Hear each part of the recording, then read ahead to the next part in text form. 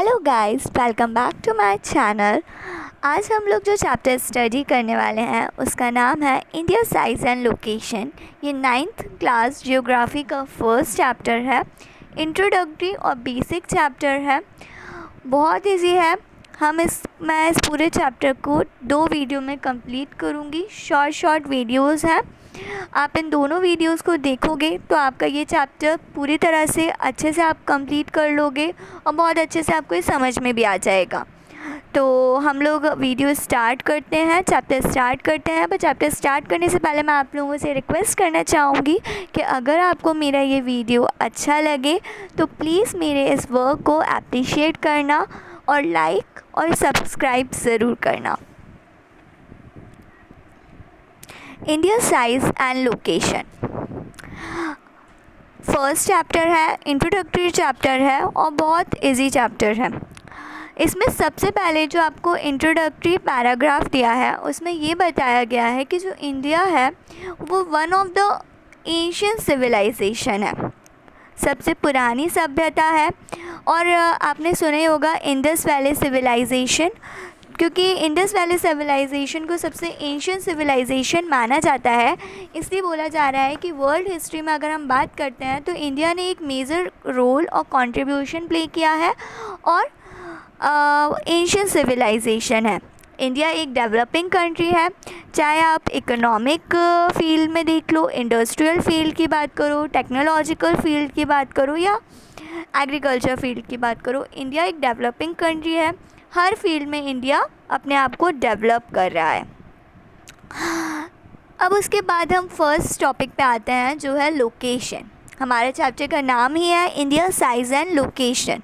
तो India location जब हम ये टॉपिक पढ़ रहे हैं तो इससे पहले मैं आपको कुछ टॉपिक एक्सप्लेन करना चाहती हूँ कि लैटिट्यूड एंड लॉन्गिट्यूड्स क्या होता है, क्योंकि मैंने देखा है बहुत से लोगों को डाउट होता है और हमें कन्फ्यूज़न हो जाता है इस चीज़ में कि लॉन्गिट्यूड क्या होते हैं, लैटिट्यूड्स क्या होते हैं। तो जब हम लोकेशन की स्टडी करेंगे तो हमें यहाँ 2 टर्मिनोलॉजीज़ का बहुत यूज़ आएगा, पूरी ज्योग्राफी में आएगा। जब हम इस चीज़ों की लोकेशन साइज़ की बात करेंगे तो हम सबसे पहले समझते हैं कि लैटिट्यूड और लॉन्गिट्यूड क्या होता है। बहुत सिंपली हम समझेंगे।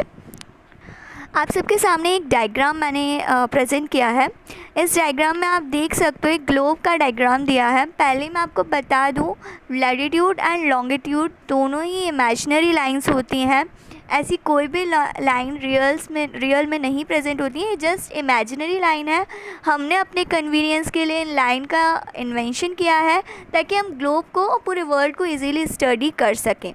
तो जो लैटिट्यूड होती हैं वो हमारी हॉरिजॉन्टल लाइंस होती हैं जो पूरी ग्लोब में हमने पास आउट किया। जैसे आप देख सकते हो ये जो जितनी भी हॉरिजॉन्टल लाइंस या आपकी जितनी भी जा रही हैं ये हमारी क्या है, सब लैटिट्यूड्स हैं। और जो हमारे लॉन्गिट्यूड्स होते हैं, ये लॉन्गिट्यूड्स हमारी सारी वर्टिकल लाइंस होती हैं जो ग्लोब को पास आउट करती हैं। तो ये सारी इमेजिनरी लाइंस हैं और आपको सब अब इसीलिए आप याद रख सकते हो कि अगर हॉरिजॉन्टल लाइंस की हम बात कर रहे हैं तो हम किसकी बात कर रहे हैं, लैटिट्यूड्स की।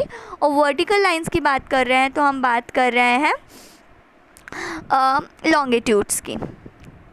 हम फिर से अब अपनी टेक्स्ट पर आ चुके हैं, एनसीईआरटी। हम अब इस टॉपिक को स्टार्ट करते हैं तो आप लोगों को समझ में आएगा। इंडिया एक वास्ट कंट्री है, बहुत बड़ी कंट्री है। और इंडिया की अगर हम लोकेशन की बात करें तो इंडिया नॉर्थर्न हेमिस्फीयर में लाई करती है। ठीक है, ये चीज़ हमें याद होना चाहिए। कई बार एमसीक्यूज़ ऑब्जेक्टिव में आपसे पूछ सकते हैं कि इंडिया कौन से हेमिस्फीयर में लाई करती है, तो इंडिया नॉर्थर्न हेमिस्फीयर में लाई करती है।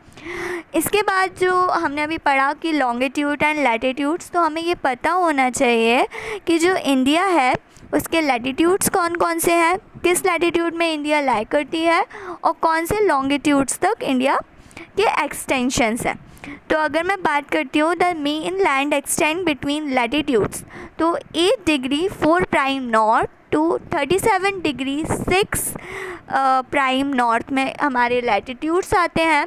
एंड लॉन्गिट्यूड्स हमारे हैं 68 degree 7 prime east to 97 degree 25 prime east. ये हमारे लॉन्गिट्यूड और लैटिट्यूड्स की बात हो गई।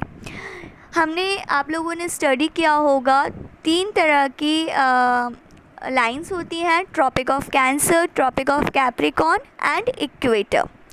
इंडिया से Tropic of Capricorn pass out होती है, डिवाइड करती है कंट्री को इनटू इक्वल टू हाफ्स। अगर हम ट्रॉपिक ऑफ कैंसर की लोकेशन आप देखोगे, इस ग्लोब में भी शायद नहीं, यहाँ पे नहीं है, इस डायग्राम में नहीं बताया है, मैं देख के बताती हूँ आपको। हाँ, इस डायग्राम में आपको ये जो इंडियन मैप का ये डायग्राम आप देखो, ये आपको आगे दिया है। इसमें आप अगर देखोगे तो जो ट्रॉपिक ऑफ कैंसर है वो इंडिया को ऑलमोस्ट 2 इक्वल हाफ में डिवाइड करती है, first and second, 2 equal half में डिवाइड करती है। तो ये हमें पता होना चाहिए कि ट्रॉपिक ऑफ कैंसर इंडिया को 2 इक्वल हाफ्स में पास आउट करके डिवाइड करती है। टू द साउथ ईस्ट एक पार्ट आपका हम देखते हैं कि अब हम बात करते हैं कोस्टल एरियाज़ के। जो हमारी कोस्टल एरियाज़ हैं हम उनकी भी बात कर लेते हैं। जो हमारे आइलैंड्स हैं, लक्षद्वीप आइलैंड एंड हमारा अंडमान निकोबार आइलैंड, ये इंडियन आइलैंड्स हैं। और ये एक आइलैंड साउथ ईस्ट में है, साउथ ईस्ट में हमारा अंडमान निकोबार आइलैंड प्रेजेंट है और साउथ वेस्ट में हमारा लक्षद्वीप आइलैंड प्रेजेंट है। साउथ ईस्ट में अंडमान निकोबार आइलैंड प्रेजेंट है और इसकी जो कोस्टल रेंज है वो आपकी बे ऑफ बंगाल है। एंड लक्षद्वीप आइलैंड आपका अरेबियन सी में प्रेजेंट है, जो कि साउथ वेस्ट आइलैंड है। इसके बाद एक डू यू नो पॉइंट आपको यहाँ पर दिया हुआ है, जो आपको याद रखना है। एक जनरल नॉलेज के पॉइंट ऑफ व्यू से आपको ये दिया है। इसमें ये बताया है कि सदर्न मोस्ट जो पॉइंट है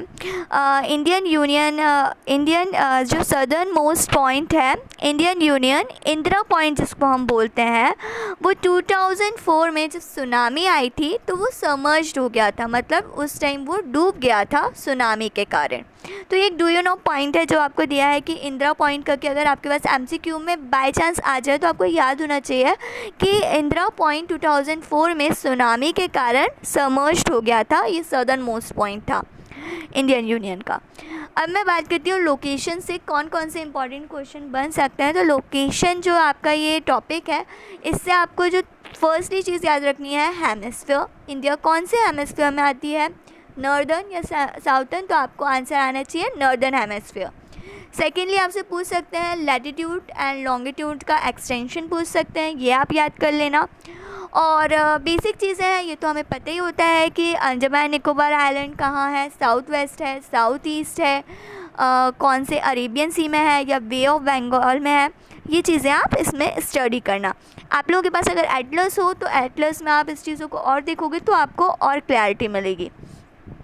अगर अब हम बात करते हैं साइजेस की, जो इंडिया का मेन लैंड है, अगर मैं पूरे वर्ल्ड की बात करती हूँ तो इंडिया का जो एरिया इंडिया कंट्रीब्यूट करती है पूरे वर्ल्ड में वो है 3.28 मिलियन स्क्वायर किलोमीटर, जो कि टोटल एरिया अकाउंट करता है 2.4% पूरे वर्ल्ड जियोग्राफिकल वर्ल्ड में 2.4% कवर करता है इंडिया का एरिया।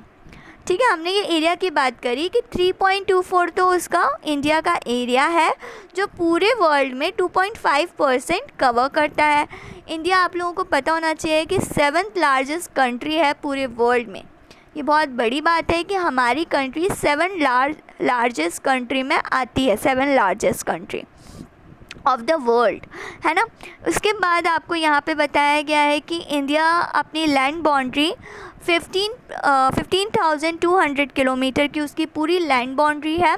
एंड जो total length of coast line of main length है वो जो कोस्टल लाइंस है जो इंडिया कवर करती है वो है 7,516.6 किलोमीटर्स।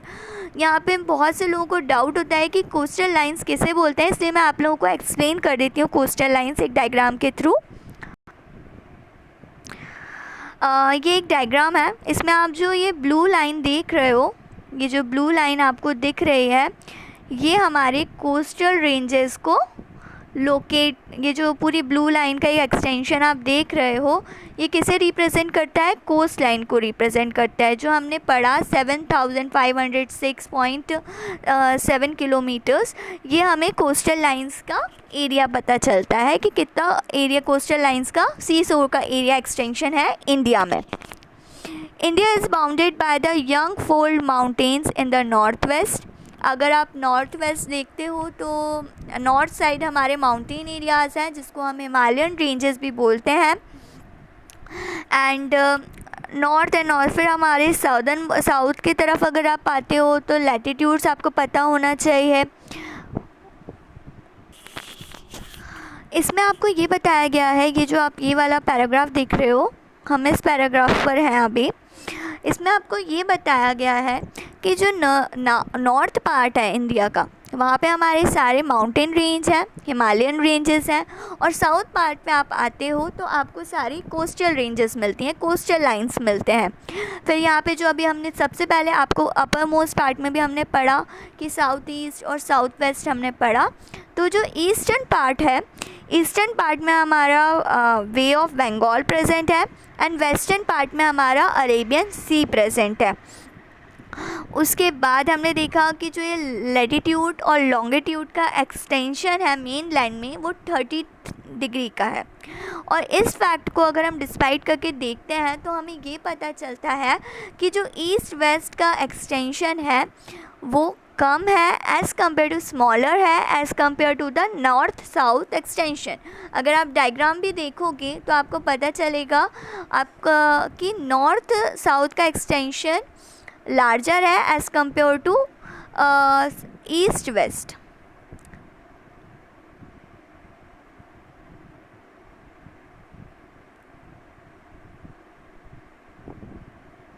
ठीक है, अब उसके बाद हम स्टडी करते हैं।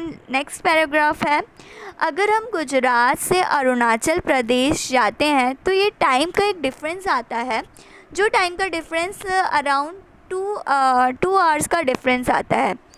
अरुणाचल प्रदेश जो उसका नेम है वही सिग्निफाई करता है अरुणाचल प्रदेश का कि वहाँ पर सनराइज़ सबसे पहले होता है। तो यहाँ अरुणाचल प्रदेश से गुजरात में जो टाइम डिफरेंस आता है वो 2 आवर्स का डिफरेंस आता है।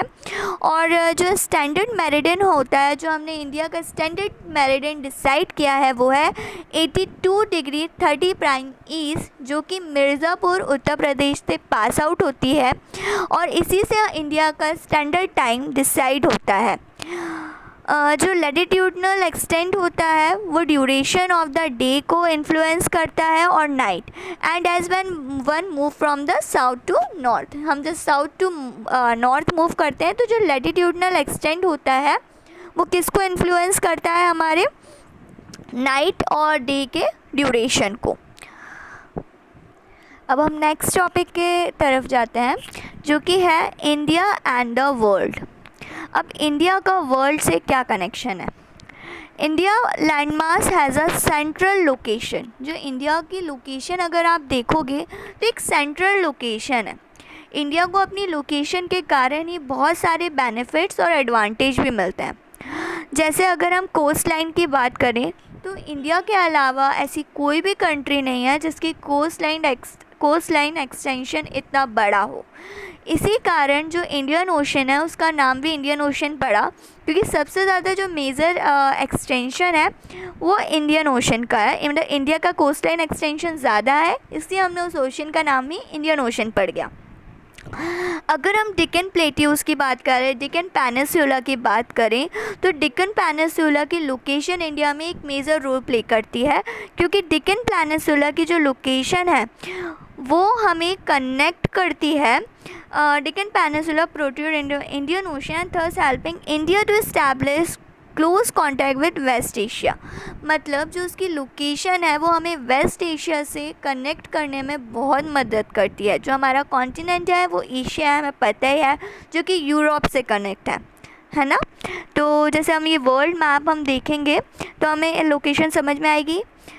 ये हमारा एशिया है, ये कोस्ट लाइन सबसे ज़्यादा किस कंट्री की है, इंडिया की है, इसलिए हम इसको इंडियन ओशन बोल देते हैं। ठीक है, इंडियन ओशन। एंड जो ये एशिया है ये किससे कनेक्टेड है, यूरोप। यूरोप से अपनी लैंड बाउंड्री ये कॉन्टिनेंट शेयर करता है, और एशिया ही अपनी लैंड बाउंड्री अफ्रीका के साथ भी शेयर करता है। मतलब Europe continent and Africa continent, दोनों ही कॉन्टिनेंट्स के साथ हम अपनी लैंड बाउंड्री को शेयर करते हैं। अब हम इस डायग्राम के थ्रू समझने की कोशिश करते हैं कि इंडिया को इतने बेनिफिट्स क्यों हैं। अगर आप देखोगे तो जो ये इंडिया है ये अपनी ईस्ट कोस्टल लाइन का बेनिफिट भी उठाता है और वेस्टर्न कोस्टल लाइन का बेनिफिट भी उठाता है। वेस्टर्न कोस्टल लाइन के थ्रू ये यूरोप से कनेक्टेड है, और ये जो आपका नॉर्दर्न एशिया हुआ, आपका वेस्टर्न एशिया हुआ, इससे भी कनेक्टेड हो जाता है। ईस्टर्न कोस्टल लाइंस के थ्रू ये ईस्ट एशिया से कनेक्ट हो जाता है, तो इसका इसे बेनिफिट मिलता है। अगर हम साउथर्न मोस्ट कंट्री होने का उस इंडिया को ये बेनिफिट मिलता है कि ये अफ्रीका से भी कनेक्टेड हो जाता है समहाउ। तो ये कुछ रीज़न्स हैं जिस कारण इंडिया अपनी लोकेशन का बेनिफिट उसको मिलता है। हमने अभी तक 3 टॉपिक्स इस पूरी वीडियो में कंप्लीट करे। एक बार हम समरी और एक बार रिवाइज़ कर लेते हैं। सबसे पहले हमने लोकेशन के बारे में पढ़ा। उससे पहले हमने इंट्रोडक्टरी में एक मेन पॉइंट जो पढ़ा वो ये था कि इंडिया एक डेवलपिंग कंट्री है। उसके बाद लोकेशन में हमने ये पढ़ा कि इंडिया क्या, हमने पढ़ा कि इंडिया हमारा नॉर्थर्न हेमिस्फीयर में लाई करता है, वास्ट कंट्री है। इंडिया की latitude 8 degree 4 prime north and 37 degree 6 prime north है, and longitude 68 degree 7 prime east and 97 degree 25 east है, and Tropic of Cancer 23 degree 30 prime north में प्रेजेंट है, जो कि इंडिया को 2 इक्वल हाफ्स में डिवाइड करता है। उसके बाद हमने पढ़ा कि Andaman and Nicobar island and Lakshadweep island 2 island India के पास है। Andaman Nicobar island bay of Bengal में प्रेजेंट है, लक्षद्वीप आइलैंड अरेबियन सी में प्रेजेंट है। उसके बाद हमने साइज़ की बात करी, तो जो इंडिया का total land mass India cover करता है वो है 3.28 मिलियन स्क्वायर किलोमीटर, जो कि पूरे वर्ल्ड जियोग्राफिकल एरिया का 2.4% है। उसके बाद हमने यहाँ पर जब हम आए तो हमने ये पढ़ा कि इंडिया जो इंडिया की लैटिट्यूड एंड लॉन्गिट्यूड है उससे बहुत फ़र्क पड़ता है उसके टाइम पर। जो स्टैंडर्ड मेरिडियन है हमने डिसाइड करी है वो है हमारा 82 डिग्री 30 प्राइम ईस्ट, जो कि मिर्ज़ापुर उत्तर प्रदेश से पास होती है, और इससे ही हमारा स्टैंडर्ड टाइम डिसाइड होता है। गुजरात से अरुणाचल प्रदेश तक 2 आवर्स का डिफरेंस आता है टाइम में, और जो लैटिट्यूड्स होती हैं, लैटिट्यूडनल एक्सटेंशन है, उसी से डे एंड नाइट का एक्सटेंशन डिफरेंस आता है। उसके बाद इंडियन वर्ल्ड में हमने पढ़ा कि कैसे इंडिया को एशिया में, साउथर्न एशिया में लोकेट होने का ये बेनिफिट मिलता है कि वो बहुत एशिया, पूरे होल एशिया से कनेक्टेड होती है, ईस्ट एशिया से भी, वेस्ट एशिया से भी, और यूरोप और अफ्रीका से भी कनेक्टेड हो जाता है। अब मैं यहाँ पे कुछ आपको पॉइंट्स बता रही हूँ जो पैराग्राफ आपको बहुत अच्छे से पता होना चाहिए। जैसे फर्स्ट जो आपको पैराग्राफ आपको अच्छे से बाय हार्ट होना चाहिए वो है दिस पैराग्राफ। इसमें आपका tropic of cancer and latitude and longitudes आप कर लेना। फिर उसके बाद जो सेकंड पैराग्राफ आपको बाय हार्ट होना चाहिए और उसके बारे में पता होना चाहिए वो है आपका ये पॉइंट कि गुजरात से अरुणाचल पे 2 आवर्स का टाइम लैग आता है। स्टैंडर्ड मेरिडियन आपको पता होना चाहिए, उत्तर प्रदेश मिर्ज़ापुर में प्रेजेंट है। और ये कुछ बेसिक पॉइंट्स हैं, ये आप रिमेंबर रखोगे तो आपको बेनिफिट होगा। और अब मैं इस वीडियो को यहीं एंड कर रही हूँ। नेक्स्ट वीडियो में हम अपने इस चैप्टर का अदर पार्ट कंप्लीट करेंगे। तो थैंक यू। अगर आपको मेरी वीडियो अच्छी लगे तो प्लीज़ लाइक एंड सब्सक्राइब ज़रूर करना, ताकि और भी स्टूडेंट्स को मेरी वीडियो से बेनिफिट हो सके।